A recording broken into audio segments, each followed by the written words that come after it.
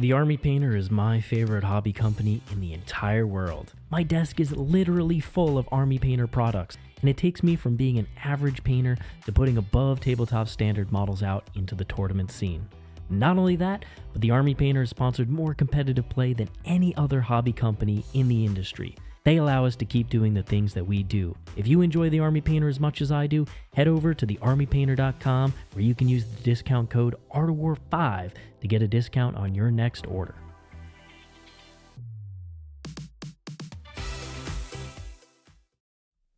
What's up everyone, welcome back to another exciting Art of War video. Today we are here to talk about the latest detachment that Games Workshop has dropped as part of their Grotmas initiative.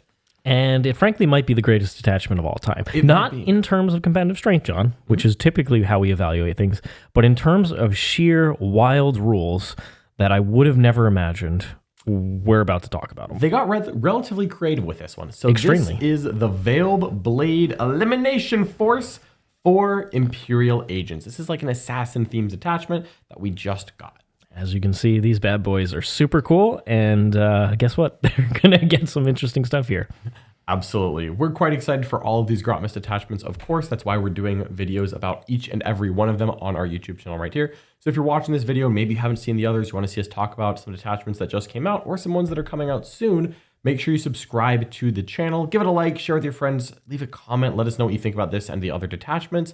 And of course, we're going to even talk more about all these detachments in the Worm. Absolutely. So let's go ahead and dive in here to the detachment rule. Well, if you do want to check out the Worm, make sure you use the code GROTMAS2024 with all caps to get 50% off your first month of the Worm. Again, we're going to be running games. Every game from here on out is going to be with these new Grotmas detachments. We have list videos up, theory talking about all the new rules. Of course, you know, we also know that there's a balanced data slate coming sometime soon. And whenever that happens, you can bet we're going to talk about that as well in the Worm. Absolutely. There will be videos for every single army over the course of this month on all sorts of amazing topics. So if you do want to check out your faction and learn more about it and what we're thinking competitively, definitely check out the Worm. All right. Well, let's talk about this detachment rule, shall we? Extremis Sanction detachment rule. Here it is. Officio Assassinorum units from your army can use the Overkill, Soulless Horror, and Shieldbreaker abilities twice per battle. That's kind of cool. Instead of only once per battle. But you cannot use it more than once in the same battle round, of course. When mustering your army, each assassin unit from your army has the relevant extremis ability shown on the right, and you must increase the points cost of each of those units by the amount shown. If this causes your army to exceed the points limits for the battle you're playing, you cannot include that unit in your army. So it's not, you don't get the enhancement. You have to pay for it. You have to pay for it. So yeah, and those are the enhancements. So just to take a second on this, Shieldbreaker is where every successful wound is a critical wound. Yep. So that's where the Vindicator gets to just devil wound you if he basically hits. Yep. Soulless Horror is the Battle Shock Pulse of the Calexis. Yes. And then I think Overkill is when the Eversor goes extra fast and hits extra hard. That is correct. Okay, cool. So it's the Calidus who doesn't have a once per game. A once per game. It just has an always on effect ability, which is incredibly strong. Or Lord of Deceit. So here we go. Decoy Targets is the first extremis abilities, which is basically a new term for enhancement. It's 40 points. And twice per battle in your movement phase, you can select one other friendly infantry model that is on the battlefield and not within engagement range of one or more enemy units. The selected model is destroyed, ignoring any rules that are triggered when a model is destroyed. And this model is removed from the battlefield and set up again as close as possible to where that destroyed model was, not within engagement range of one or more enemy units. This ability cannot be used more than once in the same battle round. So teleporty Calidus. Yep. And it just teleports into another infantry model. There's a lot of tricks and plays here. I'm sure we'll kind of get them as we get it on the table. But just to think that you could move an infantry, maybe even advance it, kill it, replace it with a Calidus, and then the Calidus can move and do its normal things. So you can get a lot of movement. You could, if you're only engaged with one model, you just kill that one with the Calidus, and it's like, oh, not in combat anymore. There's a lot of fun little tricks here. It's very cute. This is worth 40 points, I think so. I'm willing to entertain it.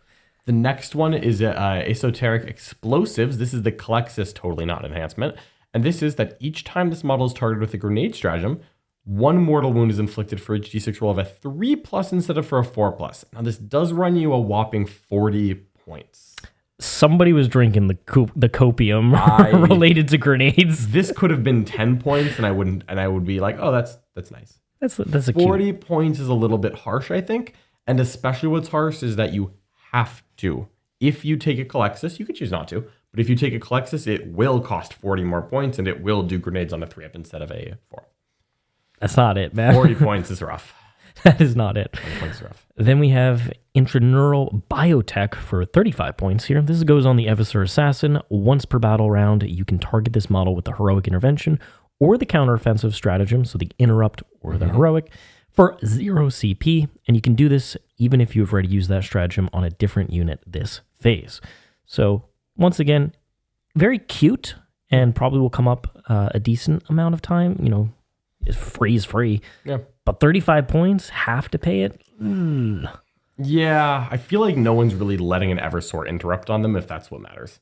Yeah, and the heroic can be impactful, but not always. It's like, it's a nice little benefit, kind of like esoteric explosives, but I'm not excited about paying extra points. 35 is not really moving the needle for me. And then the final one is Micro Melta Rounds. This is for the Vindicare Assassin. This model's Exodus Rifle has anti-monster 4+ and anti-vehicle 4+ abilities. Let's keep in mind that this is also a devastating wound weapon, which is really nice. So I, for one, actually like this. It's 45 points, which is, I'll admit it, more than I would have liked to spend for a one-shot thing. But at least, you know, that's a point where I'm actually kind of willing to spend a CP reroll on the wound roll when shooting a tank, because it's just D3 plus 3 damage, and it's just a lot. And as well, you know, you could always use shield breakers into other targets, because you can use a shield breaker twice per game. It's kind of cool. 45 points is harsh, though. Yeah, 45. I feel like they wrote the Calidus one first, and we're like, all right, these will be around 40 points. And then Just kept going. they just were like, they came up with abilities after the fact, but had the points value in their brain. Because that's pricey, very, very pricey. All right, we got a couple stratagems here. We got a prime target, your shooting phase or fight phase, 1 agent of the Imperium unit from your army that hasn't been selected yet. Until the end of the phase, each time model in your unit makes an attack that targets a character unit, reroll 1s to wound. If the attack is made by an assassin model and it targets the enemy warlord, you can reroll the wound roll instead. So the second half is cool, but very niche. Up often. Very niche. 1 CP for reroll 1s to wound is steep. Fine. It's fine. It's fine. It's fine. You're probably running Imperial Navy Breachers, though, so they're rerolling wounds against objectives. They're rerolling 1s anyways. Yeah. I will say, if you can connect an Eversor with the enemy warlord, I am willing to spend that CP. 100%. That is when. That is a prime target. That's a prime target if I ever saw one. Yeah. What's funny is that, like, yeah, don't tell me what's funny, John. Okay, it's that you have to target the enemy warlord with the attack, not the warlord's unit, so you can't even do that. Yeah. Unless he's by himself. So, anyways, next stratagem, I think. Hyper stims for 2 command points. This is in your opponent's shooting or fight phase after an enemy unit has selected its targets. 1 agent's character unit that was selected as the target gets +1 toughness. In addition, if it's an Eversor, you gain Feel No Pain 4+. So 2 CP +1 toughness for a character unit. Like, theoretically, what's the best thing you could spend this on? Can you still join an Inquisitor to Grey Knight Terminators? You should be able to, because they're still Imperial battle line. Got it. And then you have theoretically you can take the like the Death Watch squad, make them T5. You can make a Preacher squad veterans. T4. 2 CP is harsh. Yeah. 2 CP is a little harsh on this one. I'm not gonna lie to you. Yeah. It's kind of surprising. All right. What about will sapping salvo? Well, this is honestly will sapping myself. When you're shooting phase, so there's 1 CP in your shooting phase. 1 agent of the Imperium infantry unit from your army that has not been selected yet. Till the end of the phase, range weapons equipped by models in your unit have sustained hits 1. In addition, if it's a Calexis unit, until the end of the phase, change the damage of their range weapon to 3 instead of D3. So 1 CP for sustained 1 in shooting is a perfectly reasonable stratagem that I'd be willing to spend on a Death Watch veteran squad. Absolutely. I'd be willing to spend that. I wish it was combat too, because then on the Grey Knight Terminators is not too bad. Yeah, that'd be cool. I don't know if I'm taking a Calexis to spend this on. Definitely not spending on the Calexis. Yeah. I mean, harsh. maybe if you're shooting at a Psyker and you really have to kill it, because then you get the flat 6 shots. Maybe if you've got that accursed cultist in front of you've got the Dark Commune in your sights. But you don't need the flat 3 to kill that. No, you really don't. If Magnus is in my sights, he's going down. Oh, yeah. Yikes. Next up is Orbital Oversight. This is 1 CP in your opponent's shooting phase after an enemy unit has selected its targets. 1 agent infantry unit has been targeted. You can't be targeted by a ranged attack if it's within 18. So unless it's within 18. And then if you already have lone operative, it's instead of 6 inches. So this one I like. 1 CP for 6-inch lone op on a assassin, or 18-inch lone op on an infantry. Quite a good stratagem here. This is what I'm here for. As a Tyranid player, I've occasionally dabbled with some 6-inch lone op lictors, and I can tell you it is actually just aggravating for people to deal with. Incredibly strong. And so having this here is quite nice, I think. Yeah, I think this is one of the best strats here. Absolutely. Then we have blind grenades. This is 1 CP used in your opponent's charge phase. Just after they have declared a charge, you're going to pick an Agents of the Imperium Grenades or Vindicare Assassin unit from your army that was selected as a target of the charge. Until the end of the phase, -1 to charge rolls for that enemy unit, or if it is a Vindicare Assassin, -2. There you go. Quite cute. It's cute, yeah. I'm sad that it's not just like -2 Just all always, the time. yeah. Like -1 is like... The Tau Strat photon grenades is just and also Battle Shock, and Yeah. not limited with Vindicare. Yeah. Yeah. I think they could have let this one be -2 for everyone. And you know what? I think they could have made that Vindicare -3 charge and it would have been okay. But here we are. Very or like likely. Vindicare just like also shoots you. That would be cool. That'd be kind of cool, right? Final one is Ensnaring Trap. And this is at the end of your opponent's charge phase. This one's cool. 1 Agents of the Imperium infantry unit from your army that is within 6 inches of 1 or more enemy units and would be eligible to declare a charge can declare a charge. When doing so, you have to select one of those enemies within 6 inches, and you do not receive the charge bonus this turn. In addition, if this is a Calidus assassin and you make the charge move, you get +1 to wound. And the Calidus does have fight first, correct? Does have fights first innately. Mm-hmm. So here's the trick. You have 6-inch lone op strat. So you fool your opponent into getting within 6 inches of your lone op. Then they shoot all their bolt guns at your Calidus. But wait, you spend 2 CP and make her toughness 5. She lives. We're going to hope that she lives here. Then your opponent's like, oh, I'm going to charge. And you're like, I actually fights first. Like, all right, you're right. I'm not going to charge you. And then you spend a CP on Ensnaring Trap. And you charge them and you're +1 to wound. I think this is a good plan. That's the end of the detachment. Just being realistic here. 4 assassins in a trench coat does not an army make. No, certainly when they're all more expensive than you would want. This is the worst detachment in the game. There has to be. It runs you, if you wanted to take 4 assassins, which you do not, you would pay 160 points in the enhancements for those assassins.